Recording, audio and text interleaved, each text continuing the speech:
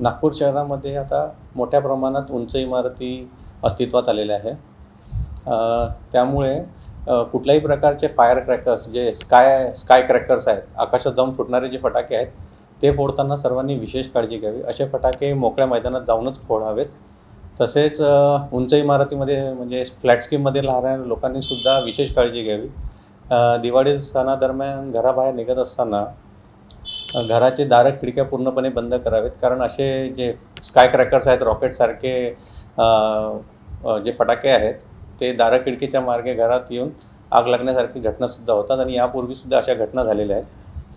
तसेच जे बाल्कनीमध्ये काही ज्वलनशील पदार्थ ज्वलनशील साठा ठेवलेला असतो, ते सुद्धा ठेवण्यात येऊ नये. लहान मुलांनीसुद्धा फटाके फोडताना विशेष काळजी घ्यावी.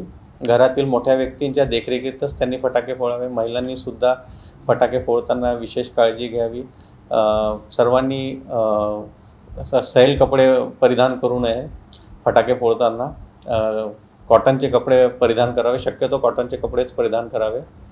आणि महिलांनीसुद्धा विशेष लक्ष द्यावे. त्यांची साडीचं पदर किंवा ओढणी यामुळे नजरचुकीने सुद्धा आग लागून इंजुरी होण्याची शक्यता असते. नागपूर महानगरपालिकेद्वारे स्वच्छ दिवाळी आणि शुभ दीपावली हा उपक्रम राबविला जातो आहे. तरी माझी सर्व नागरिकांना विनंती आहे की त्यांनी या उपक्रमामध्ये मोठ्या प्रमाणात सहभाग घ्यावा आणि ही दिवाळी आपण पर्यावरणपूरक पद्धतीने साजरी करावी असे मी सर्वांना आवाहन करतो.